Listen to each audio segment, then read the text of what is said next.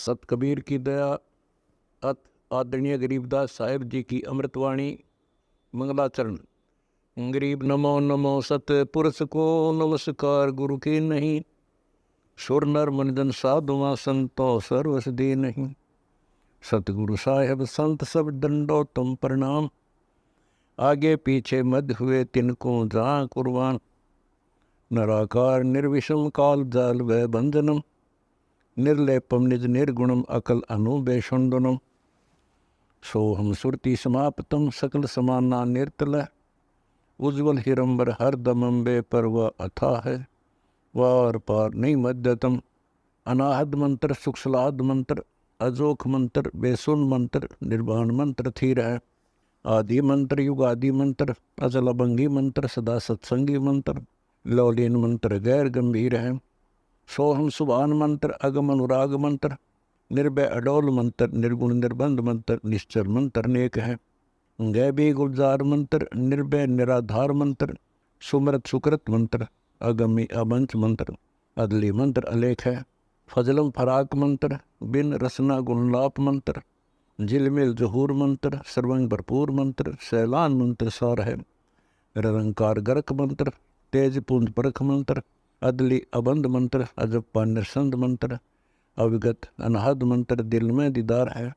वाणी विनोद मंत्र, आनंद असोद मंत्र, कुर्सी करार मंत्र, अनबय उचार मंत्र, उज्ज्वल मंत्र अलेख है। साहिब सतराम मंत्र, साई निकाम मंत्र, पारक प्रकाश मंत्र, हीरंबर पुलास मंत्र, मौले मलार मंत्र, पलक बीच खलक है। कौन ब्रह्मा का पिता है, कौन विष्णु की माँ, शंकर का दादा कौन है, हमको कूदे बता। यह जानने के लिए कृपया सुनिए जगत गुरु तत्वदर्शी संत रामपाल जी महाराज के। क्योंकि शास्त्र विधि को त्याग कर जो मनमानी पूजा करते हैं वो भी गलत है, वो भी पाप है। गीता जी के अध्याय नंबर 16 के मंत्र 23 में स्पष्ट किया है। तो और हम धर्म को ही हम अच्छा मानते हैं, वो धार्मिक कर्म भी हम विधि अनुसार नहीं करने से दोषी होते हैं। तो फिर कैसे दोषी होते हैं? 100 वर्ष तो सतगुरु पूजा, एक दिन आन उपासी, वो अपराधी आत्मा फिर पड़े काल की फांसी। 100 वर्ष तो सतगुरु अपने गुरुदेव के आधार से आप पूजा कर लीजिए और एक दिन आन उपासना कर लीजिए, शास्त्र विधि को त्याग कर मनमानी पूजा कीजिए। उसके विषय में कहा है कि वो इतना अपराध है कि वो अपराधी आत्मा फिर पड़े काल की फांसी। तो इसलिए परमात्मा के चरणों में आने के बाद हमारे पुण्य ही पुण्य बनते हैं, जो पाप भी बनते हैं। तो हम सिमरन सेवा आरती सुबह शाम आरती करते हैं, मंत्र करते हैं, तो उसको धो लेते हैं। जैसे कपड़ा दिन में प्रयोग करने से मैला हो जाता है, तो सुबह साबुन और पानी से उसको साफ करके धो के सुखा देते हैं, वो निर्मल रहता है। और जिस कपड़े पर मैली मैल लगते रहे, साबुन पानी का योग नहीं मिल सके, तो वो कितना काला हो जाता है, उसका स्वरूप भी बिगड़ जाता है, ये रंग भी नजर नहीं आता ये कैसे कलर का था। इसी प्रकार हम युगों युगों से इतने पाप इकट्ठे करके इतने मैले हो चुके हैं। अब परमात्मा के इस सत्संग रूपी जल से, इस तत्व ज्ञान रूपी जल में और सतनाम रूपी साबुन से हम इन्हें धोया करेंगे और निर्मल कर लेंगे, ताकि ये धनी को पसंद हो। इस प्रकार इस ज्ञान को हमने समझना है।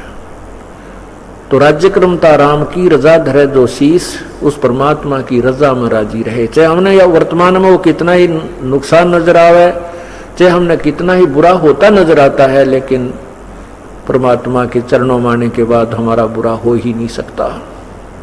हाँ, ये हमारी सोच है, बालक सोच है हमारी, हम उसको गलत मान लेते हैं। उसके लिए हमें इस ज्ञान को दृढ़ता के साथ स्वीकार करना होगा, तब हम परमात्मा प्राप्ति करेंगे। अब हम क्या बताना चाह रहे थे आपको कि जैसे हम सुना करते थे ब्रह्मा विष्णु महेश, ये सर्वशक्तिमान श्री विष्णु जी, श्री शिव जी, और फिर बहुत से उदाहरण भी सुना करते थे कि जैसे एक राक्षस था जो ना श्री विष्णु जी से मर रहा था। एक मधु और कैटब नाम के दो राक्षस थे। भगवान विष्णु ने 5000 वर्ष तक उनसे युद्ध किया। श्रीमद् देवी भागवत महापुराण 3 स्कंद में वर्णन है। और वो 5000 वर्ष तक भगवान विष्णु से वो राक्षस नहीं मरे। फिर देवी दुर्गा ने अपने कटाक्ष से अर्थात अपने एक मोहित करने वाले अदा से अंदाज से उनको अपनी तरफ आकर्षित किया। वो दूरदृष्टि से उस माता को बहन को देखने लगे। जब श्री विष्णु जी ने उन्हें मार डाला। एक राक्षस था, वो किसी से नहीं मर रहा था। भगवान विष्णु से कहा गया कि वो देवताओं से नहीं मर रहा था। पता चला, किसी ने बताया कि उसकी पत्नी धर्म पतिव्रता स्त्री है, इसलिए ये किसी से नहीं मर रहा है राक्षस। इसकी पत्नी का पतिव्रता धर्म नष्ट किया जाए तब ये राक्षस मरेगा, विष्णु पुराण में लिखा है। तो कहते हैं फिर वो भगवान विष्णु जी को ये कार्य सौंपा गया। भगवान विष्णु ने उस राक्षस का रूप बना करके उस स्त्री के, उसकी पत्नी के साथ मिलन किया। उसके बाद वो राक्षस मरा, उसका पतिव्रता धर्म खंड कर दिया। अब ये विचार करने की बात है कि समर्थ जो थे, अगर वो श्री ब्रह्मा विष्णु महेश जी समर्थ होते तो ये राक्षस लोग इनके आड़े नहीं आ सकते थे। इस तरह के जो संसारी कर्मों के विरुद्ध जो कार्य भगवानों ने भी यहां करने पड़े तो ये समर्थ नहीं थे, ये भी काम चलाऊ सरकार थी। लेकिन इनको हमें अजरो अमर सर्वशक्तिमान कुल के मालिक बताया जाता था। ये 3 भी बताते थे, फिर कहते थे कुल का मालिक तो एक है। वो एक कौन है? फिर वहां फिर आकर कहते थे विष्णु ही सर्वशक्तिमान है, जो विष्णु जी में विशेष श्रद्धा रखता था। और जो श्री शिव जी में विशेष श्रद्धा रखता था वो कहता था शिव जी ही एक है, कुल का मालिक है। नहीं, उस कुल के मालिक का ज्ञान तो इस तत्व ज्ञान से ही होगा और हो रहा है।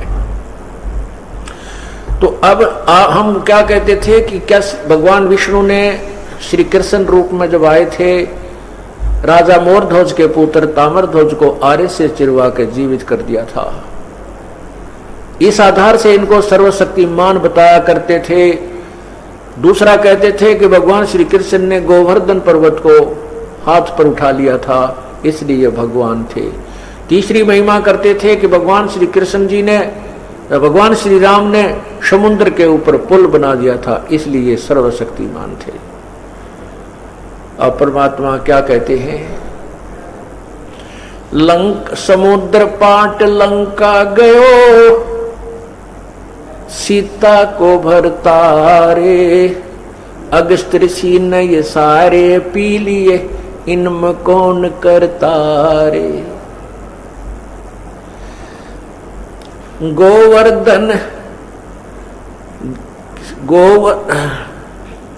गोवर्धन श्री कृष्ण धारो, द्रोण गिरी हनुमंते, और शेष नाग सब सृष्टि उठारा, इनमें कौन भगवंते। कि जैसे आपके दंत कथा पौराणिक कथाओं में ये लिखा है, आप बोलते हो कि शेष नाग ने सभी ब्रह्मांडों को अपने सिर पर रखा हुआ है, उठा रखा है, और फिर तुम इस एक पत्थर को उठाने मात्र से, एक पहाड़ को उठाने मात्र से श्री कृष्ण जी को ही परमात्मा सर्वशक्तिमान मानते हो। तो हनुमान जी ने द्रोणागिरी पर्वत उठाया था, और शेष नाग फिर सारी पृथ्वी सृष्टि उठा रहा है, जिस पर पृथ्वी भी रखी है। तो अगर इस दृष्टिकोण से, इस आधार से तुम प्रभु मानते हो, तो इनमें कौन सा भगवान हुआ? शेष नाग भगवान हुआ, या श्री कृष्ण भगवान हुआ, या हनुमान जी भगवान हुए? परमात्मा क्या बताते हैं?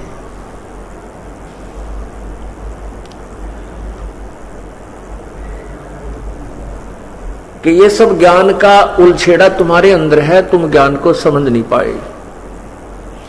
काटो बंधन विपत में, कठिन करो संग्राम, चिन्हो रे नर प्राणिया, वो गरुड़ बड़ो अकराम।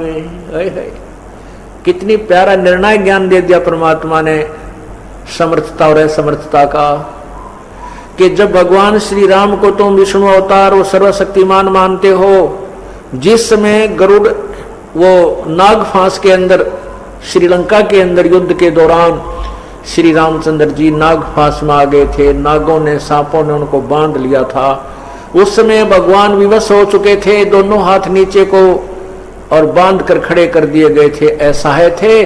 तब गरुड़ से याचना की, गरुड़ ने आकर के उन नागों को काटा और वो जब भगवान बंधन मुक्त हुए तो क्या बताते हैं, काटे बंधन विपत में कठिन कियो संग्राम, चिन्हो रे नर प्राणिया ये गरुड़ बड़ा अकराम। ये तुम्हारा राम बड़ा है या गरुड़ शक्तिशाली हुआ। अब जैसे प्रसंग चल रहा था कि श्री कृष्ण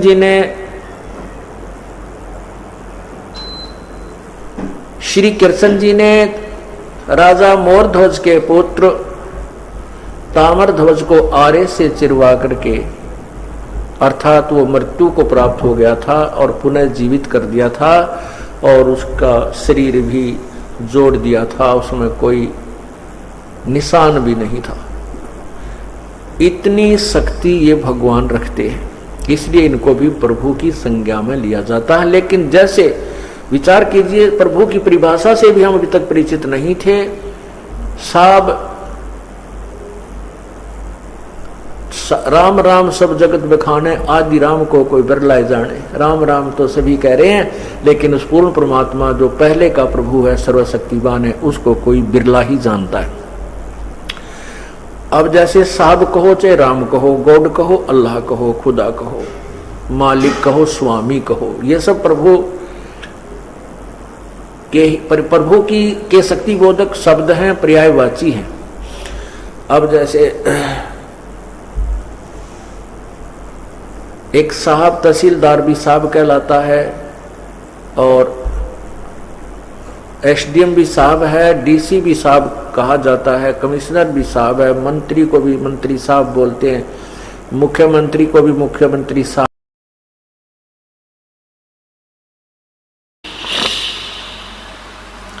हो जा रजा तेरी, हो रजा तेरी महाराज, हो जा मेर तेरी राज, जिस पे रजा तेरी तुम कर दो पल में पार।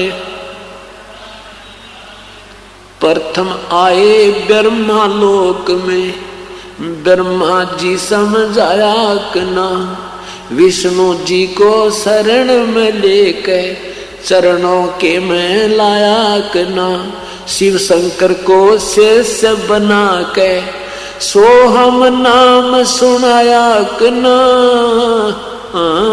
वहाँ आपकी खूब हुई जयकार, पहुँचे शिवपुरी आपकी खूब हुई जयकार, पहुँचे शिवपुरी तुम कर दो पल में पार। हो जा रजा तेरी तुम पल में पार, हो जा रजा तेरी, हो रजा तेरी महाराज, हो जा मेरे राज, जिस पे रजा तेरी तुम कर दो पल में पार।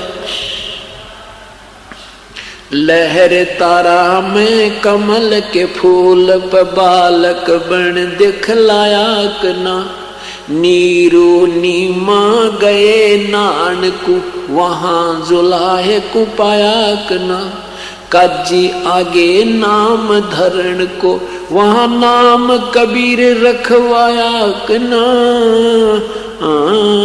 तुम पूर्ण ब्रह्म करतार बन गे कबीर हरि, तुम पूर्ण ब्रह्म करतार बन गे कबीर हरि, तुम कर दो हो जा रजा तेरी, हो रजा तेरी महाराज, जिस पे मेर तेरी महाराज हो जा रजा तेरी तुम पल में पार हो जा। मथुरापुरी में धर्मदास को आके आप चताया कना, वो कर्म कांड में उलझा प्राणी सतमार्ग दिखलाया कना। ब्रह्मांड 21 ये राज काल का नो सुन के धड़का खाया कना। तुमने दे दिया सबद सार गीता दूर धरी, तुमने दे दिया सबद सार गीता दूर धरी, तुम कर दो ओ रजा तेरी महाराज जिस पे मेर तेरी महाराज हो जा रजा तेरी तुम कर दो। बलख बुखारे में संत कैद किए आके आप छुटवाए कना। मैला ऊपर ऊंट मैला ऊपर ऊंट महल शराब बताए कना। मैला ऊपर ऊंट महल सरा कहीं सुन के चक्कर आए कना। बंदी होकर सेज बिछाई तन 3 कोरड़े खाए कना। तुम नर से बन गे नार ओढ़ा चीर जरी, तुम नर से बन गे नार ओढ़ा चीर जरी, तुम कर दो पल में पार हो रजा तेरी महाराज हो जा राज जिस।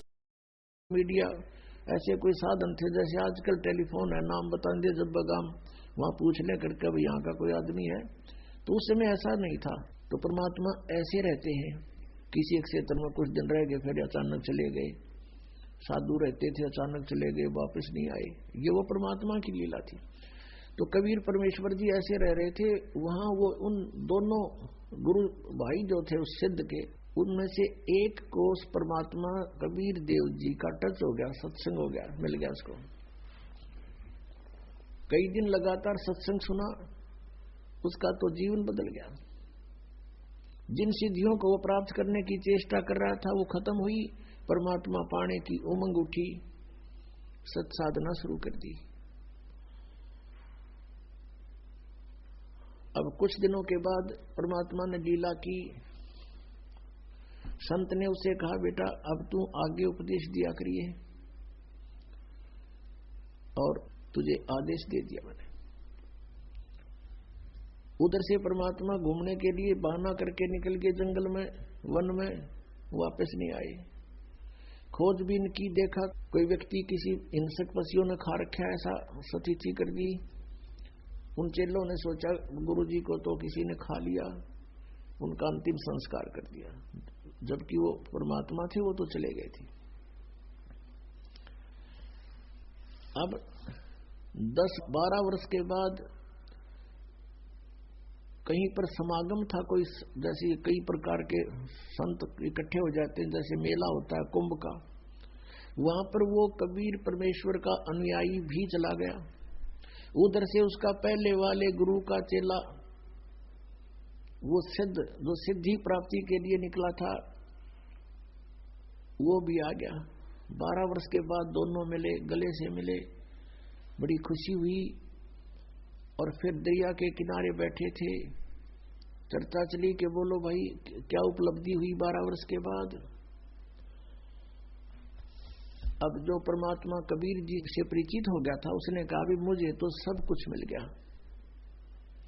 अब वो जो सिद्ध पुरुष सिद्धि ही करने की चेष्टा में था, उसने पूछा कोई सिद्धि बता, क्या प्राप्त हुई तुझे। अब वो कबीर पंथी ने कहा कि भाई सिद्धियां की हमें जरूरत को नहीं, हमें परमात्मा मिल गए। परमात्मा पाना था हमने इन सिद्धियों से, ये तो खिलौने हैं, बच्चे खेलते हैं इनके साथ। तो वो कहता है सिद्ध, जो उसका गुरु भाई था, सिद्ध पुरुष का चेला, अब भी सिद्धि वाले डले डो रहा था। उसने कहा तू अच्छा आदमी है, अरे सिद्धि मैं बताऊं मुझे क्या उपलब्धि हुई, अभी दिखाता हूं आपको। दरिया के ऊपर के ऐसे चल पड़ा जैसे थल पर चलते हैं, और परले पार चला गया, वापस फिर आ गया, देखा मैंने ये सिद्धि प्राप्त कर ली। अब उसने माथे बात मारा कबीर पंथी ने, जो बोला 12 वर्ष में तने 2 अन्य की कमाई करी, एक अन्य में ये नौका वाला परली साइड में छोड़ देता है, एक अन्य में उल्टा ले आता है, सारे 12 वर्ष में तने 2 अन्य की कमाई करी, ये टट्टू साधना प्राप्त हुई, क्या उपलब्धि हुई तेरी। इस बात से वो बड़ा प्रभावित हुआ, फिर बैठ गया उसके पास। अक्सर सचमुच यूं के डड़े डोए बने, ये तो नौकाले में बैठ के कोई चला जा ढाई अन्य में मजदूरी कर ले, इसका अच्छा की था। फिर उसको सारा ज्ञान जो परमेश्वर से प्राप्त था, अब उस भगत ने नोना बेरा था, वो भगवान थे, वो तो गुरु एक संत मानते थे। वो सारा ज्ञान जो परमात्मा से प्राप्त हुआ था अपने गुरु भाई को सुनाया, बड़ा प्रभावित हुआ। अपने आत्मा जिसने भगवान पाना है वो बकवाद नहीं करा करते, वो तुरंत समर्पित हो जाते हैं। उसके प्रेरणा जबरदस्त जागी के अब मेरा कल्याण के ऊपर होगा, मैंने डरा डोलिए, सारा जीवन खो दिया, कुछ कृपा करो, मेरा भी उद्धार करवा दो, महापुरुष से मुझे नाम दिला दो। अब फिर वो भगत रोने लग गया जो कबीर पंथी था। तब वो सिद्ध जो था, सिद्ध वो कहने लगा आप क्यों रो रहे हो। कहने लगा वो कबीर पंथी कहता मैं इसलिए रो रहा हूं कि आपका कल्याण संभव नहीं। भैया ऐसी क्या बात होगी, मेरा कल्याण संभव क्यों नहीं। अब वो कबीर पंथी कहता है कि भाई बात सुन, तू और मैं एक गुरु के चेले थे, एक गुरु के शिष्य थे, तू सीनियर था मैं जूनियर था, वहां सिद्ध के वहां कहा ऐसा ही है।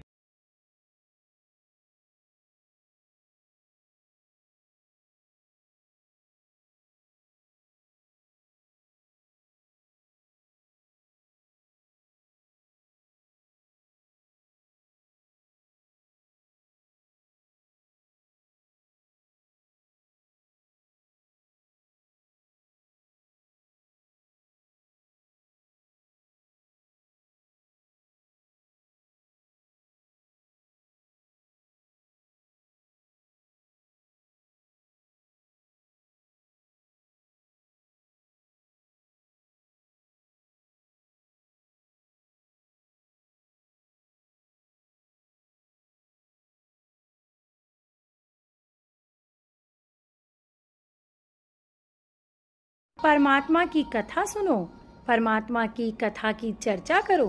इसके अतिरिक्त जो भी बातें करते हो, सुनते हो, वह सब व्यर्थ है। ऐसे ही आध्यात्मिक वीडियो देखने के लिए हमारे चैनल विश्व विजेता संत रामपाल जी महाराज को